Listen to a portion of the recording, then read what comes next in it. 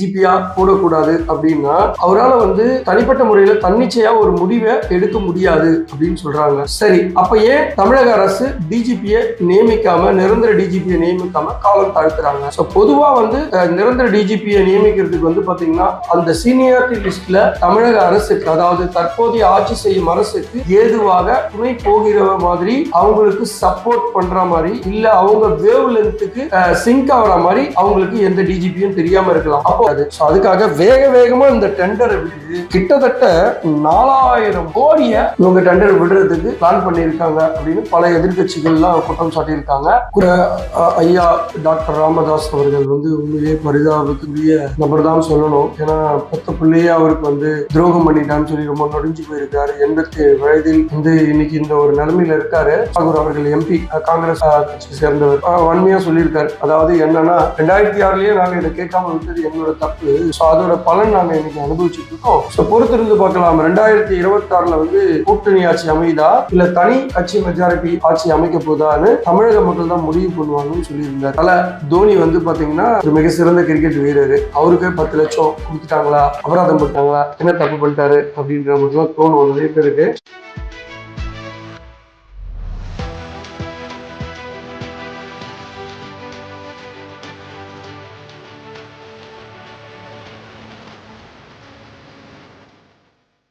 வணக்கம் HKS voice நேயர்களே. இன்றைக்கான கேள்விக்கு என்ன பதில் நிகழ்ச்சியில அரசியல் மற்றும் சமூகம் சார்ந்த நிகழ்வுகளை தான் நம்ம ஹரிகிருஷ்ணன் சார் கிட்ட கேள்விகளா கேட்க போறோம். அதற்கு முன்னாடி மக்களாகிய நீங்க நம்ம சேனலை ஃபர்ஸ்ட் டைம் பாக்குறீங்கன்னா மறக்காம சப்ஸ்கிரைப் பண்ணிக்கோங்க. கூடவே அந்த பெல் ஐக்கனையும் கிளிக் பண்ணிக்கோங்க. உங்களுடைய கேள்விகளை மறக்காம கமெண்ட் செக்ஷன்ல ஷேர் பண்ணுங்க. வாங்க வீடியோக்குள்ள போலாம். வணக்கம் சார்.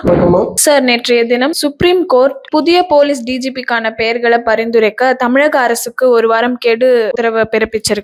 இத பத்தி நீங்க என்ன நினைக்கிறீங்க சார்? சொல்றோமா. தமிழகத்துல பாத்தீங்கன்னா கடந்த ஆகஸ்ட் மாசம், அதாவது 2025 ஆண்டு ஆகஸ்ட் மாதத்துல டிஜிபி, நிரந்தர டிஜிபியை நியமிக்காம பொறுப்பு டிஜிபியா பாத்தீங்கன்னா திரு ஜி வெங்கட்ராமன் அவர்களை டிஜிபியா போட்டிருக்காங்க லா அண்ட் ஆர்டருக்கு. பொறுப்பு டிஜிபியா போடக்கூடாது அப்படின்றது அனைத்து எதிர்கட்சிகளும் வாதங்கள். ஏன் பொறுப்பு டிஜிபியா போடக்கூடாது அப்படின்னா அவரால் தனிப்பட்ட முறையில தன்னிச்சையா ஒரு முடிவை எடுக்க முடியாது அப்படின்னு சொல்றாங்க. சரி, அப்ப ஏன் தமிழக அரசு டிஜிபியை நியமிக்காம நிரந்தர டிஜிபியை நியமிக்காம காலம் தாழ்த்துறாங்க? பொதுவா நிரந்தர டிஜிபியை நியமிக்கிறதுக்கு பாத்தீங்கன்னா அந்த சீனியாரிட்டி லிஸ்ட்ல தமிழக அரசுக்கு, அதாவது தற்போதைய ஆட்சி செய்யும் அரசுக்கு ஏதுவாக துணை போகிற மாதிரி அவங்களுக்கு சப்போர்ட் பண்ற மாதிரி இல்ல அவங்க வேவ் லென்த்துக்கு சிங்க் ஆகிற மாதிரி அவங்களுக்கு எந்த டிஜிபியும் தெரியாம இருக்கலாம். அப்போ அவங்களுக்கு ஏத்த டிஜிபி இருந்தா கூட கொண்டு போட்டுடலாமா அப்படின்னா அத மாதிரி ஒரு சீனியாரிட்டி லிஸ்ட் இருக்கு. அந்த சீனியாரிட்டி லிஸ்ட மீறி கொண்டு போட முடியாது. அதுக்கு என்ன அப்படின்னா உச்ச நீதிமன்றத்தால திரு பிரகாஷ் சிங் அப்படின்னு முன்னாள் டிஜிபி 2006ஆம் ஆண்டு ஒரு வழக்கு ஒண்ணு தொடுத்தாரு. அந்த வழக்குல என்னன்னா எப்படி டிஜிபியை நியமிக்கணும், அதாவது ஒவ்வொரு அரசுகளும் தனக்கு வேண்டிய அதிகாரிகளை நியமிப்பது, உடனடியாக அவர்களை பதவியை விட்டு நீக்குவது, இப்படின்னு இல்லாம ஒரு டிஜிபியை கொடுத்தா அந்த டிஜிபி நடுநிலைமையா இருக்கணும்னா அவருக்கு ஒரு பர்மனண்டா அட்லீஸ்ட் கொஞ்ச நாளாவது அவரை அந்த ஆளும் அரசாங்கத்தால் அவருக்கு எந்தவித பிரச்சனையும் கொடுக்காம இருந்தாதான் அந்த டிஜிபி தன்னிச்சையா ஒரு முடிவு எடுக்க முடியும்னு சொன்னாங்க. அப்ப சுப்ரீம் கோர்ட் ஜட்ஜ்மெண்ட் பாத்தீங்கன்னா என்ன சொல்லுச்சு? அந்த பிரகாஷ் சிங் 2006ல அப்படின்னு பாத்தீங்கன்னா பணியில் இருக்கும் டிஜிபி ஓய்வு பெறுவதற்கு 3 மாதத்திற்கு முன்பு அடுத்து யார் டிஜிபியா வர வேண்டும் என்று ஒரு சீனியாரிட்டி லிஸ்ட பரிந்துரைத்து தலைமைச் செயலருக்கு அனுப்ப வேண்டும். தலைமைச் செயலர் சிஎம் உடன் டிஸ்கஸ் பண்ணிட்டு ஒரு கிட்டத்தட்ட 3 பெயருக்கு மிகுந்த நபர்களை சீனியாரிட்டி லிஸ்ட்ல UPSCக்கு அனுப்பணும். சென்ட்ரல் கவர்மெண்ட்ல UPSC இருக்கு இல்லையா, அங்க அனுப்பணும். அவங்க அங்க இருந்து ஒரு 3 பேரை பரிந்துரை செய்து அனுப்புவார்கள் தமிழக அரசுக்கு. அந்த 3 பேரில் ஒருவரை டிஜிபியாக நியமிக்கலாம். அந்த டிஜிபி குறைந்தது 2 வருட ஆண்டு பதவியில் இருக்கலாம். ஒருவேளை அவருக்கு 4 மாசம் தான் இருக்கு ரிட்டையர்ட் ஆகிறதுக்கு, அவரை டிஜிபியா நியமிச்சா தொடர்ந்து 2 வருடங்கள் அவர் பதவியில் நீடிக்கலாம். இது எதுக்காக அப்படின்னா தன்னிச்சையா ஒரு டிஜிபி செயல்படணும், அரசு சார்ந்து இருக்கக்கூடாது. அப்பதான் அவரு நடுநிலைமையா ஒரு முடிவு எடுக்கக்கூடிய அதிகாரம் அவருக்கு வழங்கப்படும் அப்படின்றதோட நோக்கம் தான் இந்த ஜட்ஜ்மெண்ட். சரி, இப்ப தமிழக அரசு ஏன் இத்தனை மாதமாக நியமிக்காம இருக்கு? ஃபார் எக்ஸாம்பிள், இப்ப வந்து திரு சங்கர் ஜிவால் அவர்கள் 2025 ஆகஸ்ட் மாதம் 31ஆம் தேதியோட ரிட்டையர்ட் ஆயிட்டாரு. சோ அப்ப அவரு எப்போ ஒரு 3 மாசத்துக்கு முன்னாடி அந்த லிஸ்ட அனுப்பி இருக்கணும்னு பாத்தீங்கன்னா, ஆகஸ்டுக்கு முன்னாடி வந்து பாத்தீங்கன்னா ஆகஸ்ட், ஜூலை, ஜூன். சோ மே மாசமே அவர் 3 மாதத்துக்கு முன்னாடியே அந்த சீனியாரிட்டி லிஸ்ட அனுப்பி இருக்கலாம். ஆனா அவரும் அனுப்பவில்லை, தலைமைச் செயலரும் அனுப்பாததுக்கு காரணமும் கேட்கவில்லை. சோ இதில் என்ன விஷயங்கள் இருக்கிறது என்று நாம தான் தெரிந்து கொள்ள வேண்டும். இவர்களுக்கு வேண்டிய, அதாவது ஆளும் அரசாங்கத்துக்கு வேண்டிய நபர்கள் அந்த லிஸ்ட்ல இல்லாம இருக்கலாம். அதனால இவர் காலதாமதம் செய்ய செய்ய அவங்களுக்கு வேண்டியவங்க டிஜிபியா ப்ரமோஷன் ஆகி அந்த லிஸ்ட்ல வர்றதுக்கு சில காலம் தேவைப்படுகிறது. அந்த காலத்தை, இந்த பீரியட வந்து அவங்களுக்கு சாதகமாக உபயோகப்படுத்திக் கொள்வதற்காக ஒரு டிஜிபி போட்டு அவங்கள அந்த காலத்துக்குள்ள அவங்க டிஜிபியா ப்ரமோஷன் ஆகி வரும்போது அந்த சீனியாரிட்டி லிஸ்ட்ல அவங்கள அனுப்புறதுக்காக இவர்கள் கால தாமதம் செய்து கொண்டிருக்கிறார்கள். இந்த வழக்கு நேற்று திரு கிஷோர் குமார் என்பவர் தாக்கல் செய்த மனுவில் ஏற்கனவே உச்சநீதிமன்றம் யுபிஎஸ்சிக்கும் தமிழக அரசுக்கும் டிஜிபியை நியமிக்கணும்னு சொல்லி உத்தரவு போட்டாங்க. அந்த உத்தரவை தமிழ்நாடு அரசு முறையை அமுல்படுத்தாம காலதாமதம் செய்யறாங்க அப்படின்னு சொல்லி நேற்று நீதிமன்ற அவமதிப்பு வழக்கு போட்ட வழக்கு வந்து நேற்று விசாரணைக்கு வரும்போது, அப்போது நீதிபதிகள் இதற்கான காரணங்களை கேட்கும் போது தமிழகத்தின் சார்பாக ஆஜரான உயர் திரு வில்சன் அவர்கள், தமிழக அரசின் சார்பாக உயர் திரு வில்சன் அவர்கள் வாதாடினாங்க. அப்ப வாதாடும் போது என்ன கேட்டாங்கன்னா, நாங்க அனுப்புன லிஸ்ட்ல இவங்க வந்து அனுப்புன 3 பேரு எங்களுக்கு திருப்திகரமா இல்ல. சோ அதே நேரத்துல நாங்க இந்த குழுவுல, சோ பொதுவாக யூபிஎஸ்சி குழுவுல வந்து பாத்தீங்கன்னா தமிழக அரசு சார்பா 2 பேர் போவாங்க. ரிட்டையர்ட் ஆகக்கூடிய டிஜிபியும் தலைமைச் செயலாளரும் போவாங்க. ஆனா இங்க வந்து நிரந்தர டிஜிபி இல்லாததுனால இந்த பொறுப்பு டிஜிபி வந்து அந்த குழுவுல இடம்பெற முடியாது. அதனால நாங்க வந்து மேலும் யாராவது ஒரு அதிகாரிய இதுல கூட்டிட்டு வரோம், அப்படி அனுப்புறோம் சொல்லி சொன்னோம். பட் யூபிஎஸ்சி அதை நிராகரிச்சுட்டாங்கன்னு சொல்லி வில்சன் அவர்கள் சொல்லும்போது சுப்ரீம் கோர்ட் நீதிபதி அவர்கள், பரவாயில்ல, நீங்க வந்து உங்க கூடுதல் தலைமைச் செயலரை ஒரு ஆளை அதுல நியமிச்சுட்டு அந்த பரிந்துரை கடிதத்தை இமிடியேட்டா அனுப்புங்க அப்படின்னு சொல்லிட்டாங்க. சோ அந்த பரிந்துரை கடிதம் வந்து 1 வார கெடு கொடுத்திருக்காங்க. அந்த 1 வார கெடுக்குள்ள தமிழக அரசு அனுப்ப வேண்டும்.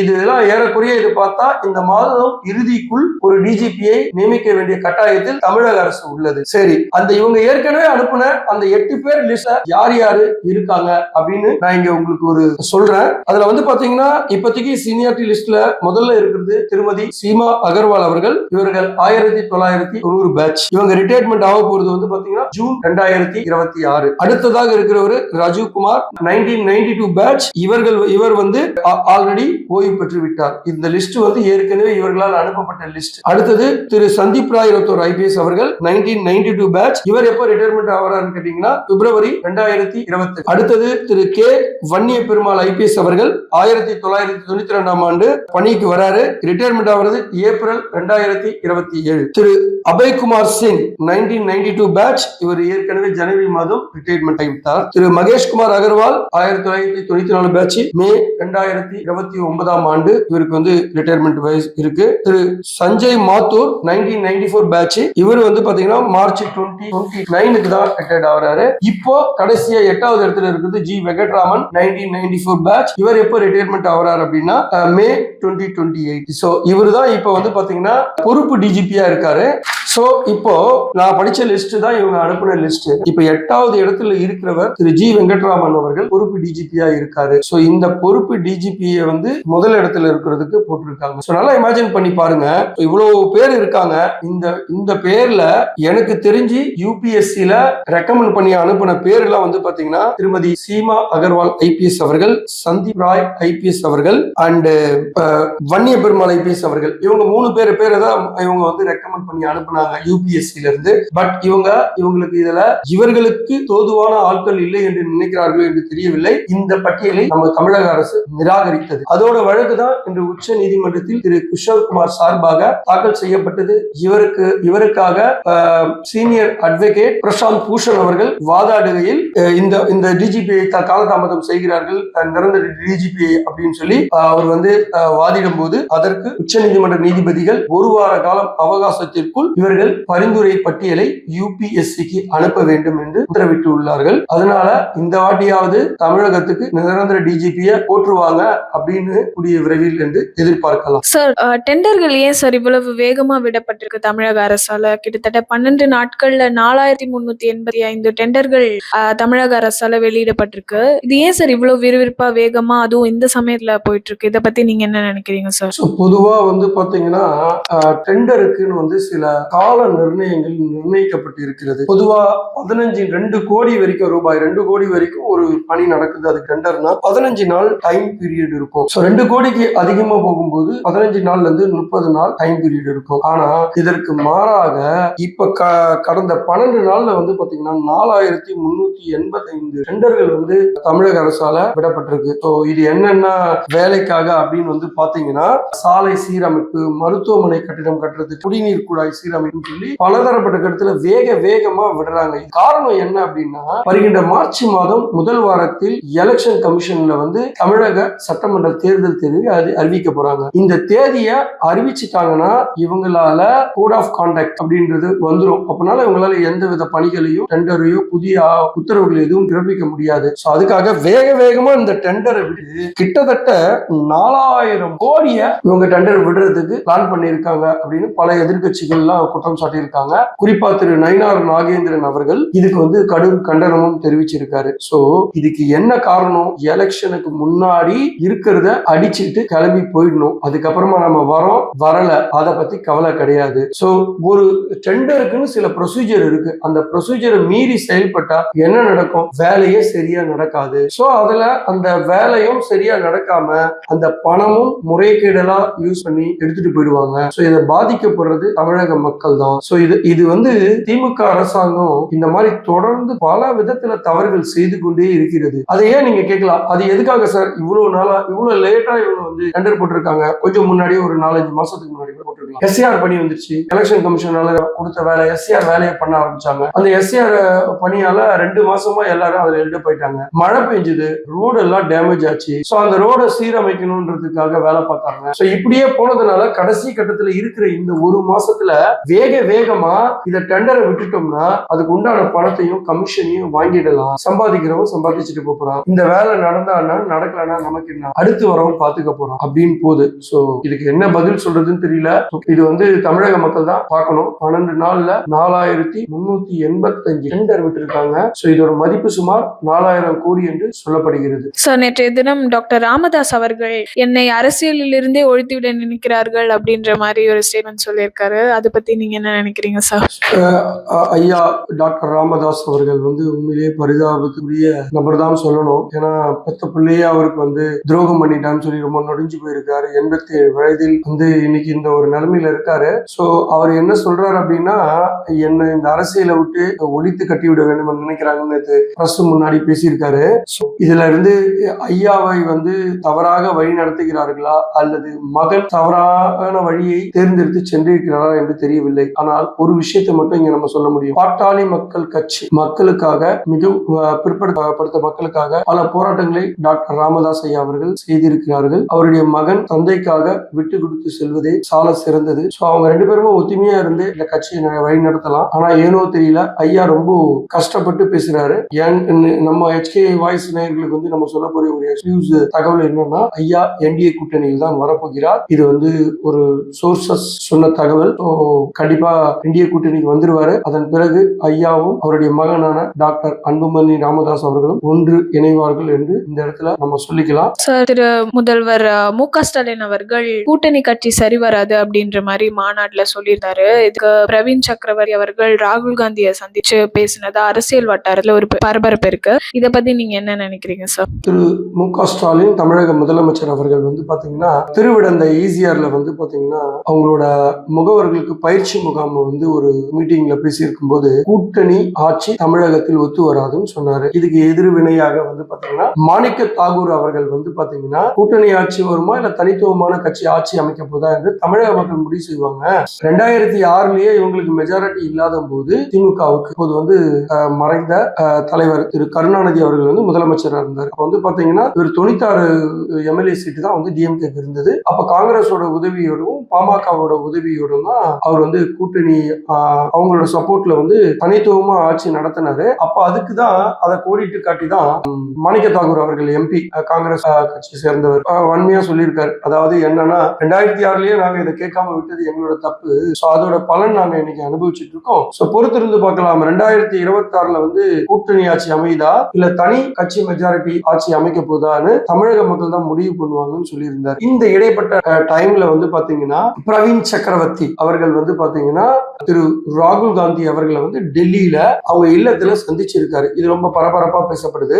எதுக்காக அவர் சந்திச்சார் அப்படின்னா இது மாதிரி தமிழக முதல்வர் சொன்னதுக்கு அப்புறமா சோ நிறைய பிரச்சனைகள் எல்லாம் போயிட்டு இருக்கு, என்ன பண்ணலாம்ன்ற மாதிரி அவங்களுக்கு விவாதிச்சாங்க. அந்த விவாதத்துல என்ன முடிவு எடுத்திருக்காங்க அப்படின்னா திருமதி சோனியா காந்தி அம்மையாரும் உடன் இருந்திருக்காங்க. அவங்கள பொறுத்த வரைக்கும் திமுக கூட போறதுதான் பெட்டர் சாய்ஸ்னு அவங்க வந்து சொல்லியிருக்காங்க. பட் ராகுல் காந்தியும் அவருடைய சகோதரியான பிரியங்கா காந்திக்கும் வந்து பாத்தீங்கன்னா டிவிகே கூட போறதுலதான் வந்து விருப்பமா இருக்காங்க. சோ இந்த இடைப்பட்ட காலத்துல வந்து பாத்தீங்கன்னா இவர் இது சந்திச்சது வந்து எதுக்காக அப்படின்னா வருகிற 22ஆம் தேதி பிப்ரவரி மாதம் வந்து திமுக சார்பாக ஐவர் குழு அமைக்கிறாங்க. அந்த குழு தான் வந்து காங்கிரஸில் அமைக்கப்பட்ட ஐவர் குழுவோடு பேசி தொகுதி உடன்படிக்கை ஏற்படுத்த போறாங்க. சரி, இது வந்து ஒரு கால் வெற்றி அடையாம போனா என்ன பண்ணலாம் அப்படின்றதுக்காக தான் சோ இத பத்தி பிரவீன் காந்தியும் ராகுல் காந்தியும் வந்து டிஸ்கஸ் பண்ணியிருக்காங்க. சோ எனக்கு தெரிஞ்சு இவங்களுக்கு வந்து 36 சீட்டு கொடுக்கறதா பேச்சுவார்த்தை அடிபட்டு ஆல்ரெடி இவங்க திமுக தலைமையும் இந்த ஐவர் குழு வந்து வச்சிருக்காங்களா இவங்க கிட்ட அறிவுரைகளை சொல்லியிருக்காங்க. சுமூகமா முடிக்க சொல்லி எனக்கு தெரிஞ்சு 36 தொகுதி கொடுத்தா இவங்க அக்செப்ட் பண்ணிடுவாங்க காங்கிரஸ் அப்படின்றதான் நான் நினைக்கிறேன். ஏன்னா அவங்க ஆட்சியிலையும் அதிகாரத்திலையும் பங்கு வேணும் அப்படின்னு சொல்ற பர்பஸே வந்து பாத்தீங்கன்னா அதிகப்படியான சீட்டு வாங்கி நிறைய எம்எல்ஏ வந்து ஜெயிச்சோம்னா ஒருவேளை இங்க வந்து மெஜாரிட்டி அமையாம தமிழ்நாட்டுல இருந்துச்சுன்னா அப்போ இவங்க ஆதரவு தரும்போது ஆட்சியில பங்கு கேட்கலாம் அப்படின்றதுதான் கான்செப்ட். சோ இவங்களுக்கு 36 சீட்டு கொடுத்துருவாங்கன்றத நான் நம்புறேன். பொறுத்திருந்து பார்க்கலாம். சார், உயர் நீதிமன்ற நீதிபதி தோனிக்கு 10 லட்சம் அபராதம் விதிச்சிருக்காங்க. அந்த 10 லட்சத்தை சென்னை உயர் நீதிமன்ற தலைமை நீதிபதி நிவாரண நிதிக்கு வழங்க வேண்டும் அப்படின்னு சொல்லியிருக்காங்க. எதற்காக சார் இது அவங்க சொல்லியிருக்காங்க? தோனி வந்து பாத்தீங்கன்னா ஒரு மிக சிறந்த கிரிக்கெட் வீரர். அவருக்கு 10 லட்சம் கொடுத்துட்டாங்களா, அபராதம் போட்டாங்களா, என்ன தப்பு பண்ணிட்டாரு அப்படின்ற மாதிரிலாம் தோணும் நிறைய பேருக்கு. அதை பத்தி தான் கொஞ்சம் சின்னதா எக்ஸ்பிளைன் பண்ணிக்கிறேன். அதுல தோனி அவர்கள் வந்து பாத்தீங்கன்னா 2017ஆம் ஆண்டு சென்னை உயர்நீதிமன்றத்துல திரு சம்பத்குமார் IPS அவர்களுக்கு எதிராக ஒரு மான நஷ்டஈடு வழக்கு போடுறாரு. எதுக்காக அப்படின்னா திரு சம்பத்குமார் IPS அவர்கள் வந்து பாத்தீங்கன்னா ஒரு தனியார் நிகழ்ச்சியில 2013ல சூதாட்டம் நடந்தது இல்லையா, அப்போ திரு தோனி பெயரும் அடிபட்டது அப்படின்றது சொல்லிட்டாரு. அவருக்கு அது பெருத்த மன உளைச்சல் ஆயிடுச்சு. ஏன்னா தல தோனி வந்து பாத்தீங்கன்னா இன்னைக்கு ஒன் ஆஃப் த உலகத்திலேயே வந்து பெஸ்ட் கேப்டனா இருந்தவர். நம்ம இந்தியன் டீமுக்கு வந்து ஒன் டேலயும் சரி T20லயும் சரி வேர்ல்டு கப் அடிச்சு கொடுத்த ஒரே கேப்டன் அவர் தான் இல்லையா. தல தோனிய அப்படி தப்பா சொல்லிட்டு எல்லாருக்கும் கோவம் வந்துச்சு. இருந்தாலும் இந்த பிரச்சனை எதுக்காக சம்பத்குமார் அப்படி சொன்னார் அப்படின்னா 2013ஆம் ஆண்டு வந்து பாத்தீங்கன்னா IPLக்கே வந்து ஒரு கிரிக்கெட்டுக்கே வந்து ஒரு கருப்பு நாள் கருப்பு ஆண்டு அப்படிதான் சொல்லணும். ஏன் அப்படின்னா அந்த டைம்ல சூதாட்டம் வந்து பயங்கரமா பேசப்பட்டது. அதுல வந்து 2 அணி வந்து பேர் அடிபட்டது. அதுல ஒண்ணு வந்து CSK டீமோ இன்னொரு டீம் வந்து பாத்தீங்கன்னா ராஜஸ்தான் ராயல்ஸ். அப்போ அந்த CSK அணியோட அப்போ உரிமையாளராக இருந்தவர் வந்து பாத்தீங்கன்னா NS அவர்கள், அதாவது N சீனிவாசன் அவர்கள். அவருடைய மருமகன் பெயர் குருநாத் மையப்பன் மற்றும் ராஜஸ்தான் ராயல்ஸ் உரிமையாளர் ராஜ் குந்த்ரா. அவங்க 2 பேரும் மேலேயும் தான் குற்றச்சாட்டு பதிவாச்சு. அந்த டைம்ல ஸ்ரீசாந்த் எல்லாம் அரெஸ்ட் பண்ணாங்க. அது ஒரு பெரிய ஸ்டோரியா போச்சு. சோ இது வந்து உச்ச நீதிமன்றத்துல வந்து பாத்தீங்கன்னா இது வழக்கா போகும்போது உச்ச நீதிமன்றத்தால் வந்து முத்கல் குழு அப்படின்னு சொல்லி ஒரு குழு அமைச்சு அவங்க தான் அந்த விசாரணை பண்ணாங்க. சோ அந்த விசாரணையில வந்து ஒரு 13 பேர் பட்டியல் குற்றம் சாட்டப்பட்டவர்கள் பேரெல்லாம் வெளியிட்டாங்க. வெளியிட்டு அதுல தோனி பேர் இருக்குன்னு அரசல் புரசலா ஒரே ரூமர், நம்ம ஆளுங்க தான் தெரியுமே பயங்கரமா ரூமர் கலப்பிடுவாங்க. அந்த ரூமர்ல அவர் பேர் வந்துச்சு. அப்போ இந்த ஒரு நிகழ்ச்சியில சம்பத்குமார் IPS அவர்களும் அவர் பேர் ஆமா வந்துச்சுன்ற மாதிரி சொல்லவே தோனிக்கு அது மிகப்பெரிய அவப்பெயர் ஆயிடுச்சு. அவரோட கரியர்ல அவ்வளவு ஒரு சிறப்பான வீரருக்கு இந்த மாதிரி வந்தா நாமளுமே சும்மா இருப்போமா, யாரும் சும்மா இருக்க மாட்டோம். அதனால அந்த டைம்ல வந்து அவர் வந்து ஒரு வழக்கு போட்டாரு. சரி, அந்த வழக்குக்கு வந்து பாத்தீங்கன்னா தோனி கொடுத்த வந்து ஆவணம் என்னன்னு பாத்தீங்கன்னா CD-யா கொடுத்தாரு. அதனை வந்து அவரோட லாங்குவேஜ்ல கொடுத்துட்டாரு. இதை மொழி பெயர்க்க வந்து பாத்தீங்கன்னா டிரான்ஸ்லேட்டருக்கும் டைப்பிஸ்டுக்கும் வந்து கிட்டத்தட்ட 3ல இருந்து 4 மாசம் டைம் எடுக்கும் இதை டைப் பண்ண அப்படின்னு சொல்லிட்டு நீதியரசர் மஞ்சுளா அவர்கள் இந்த வழக்கு அவங்க முன்னாடி வந்து வரும்போது அவங்க இந்த மாதிரி இதை டைப் பண்றதுக்கு இது சார்ஜ் ஆக 10 லட்சம் ரூபாய் 10 லட்சத்தை ஃபைன் போட்டு இந்த பணத்தை கொண்டு போய் சென்னை உயர்நீதிமன்ற தலைமை நீதிபதி நிவாரண நிதிக்கு கொடுக்கணும் அப்படின்னு சொல்லிட்டு வழக்க மார்ச் 12ஆம் தேதி தள்ளி வச்சாங்க. அவ்வளவுதாங்க. தோனிக்கு ஒன்னும் அபராதம் எல்லாம் இல்லைங்க. அவர் மான நஷ்டஈடு வழக்கு போட்டதுக்காக 10 லட்சம் ரூபாய் தாங்க கேட்டிருக்காங்க. வேற ஒன்றும் பெருசா இல்லைங்க. அதனால நம்ம இதை பத்தி எதுவும் பத்தியும் யோசிக்க வேணாங்க. சார், இன்றைக்கான கேள்விகள் எல்லாத்துக்கும் நேரடியாகவும் மறைமுகம் இல்லாம பதில் சொன்னமைக்கு நன்றி சார். நன்றி.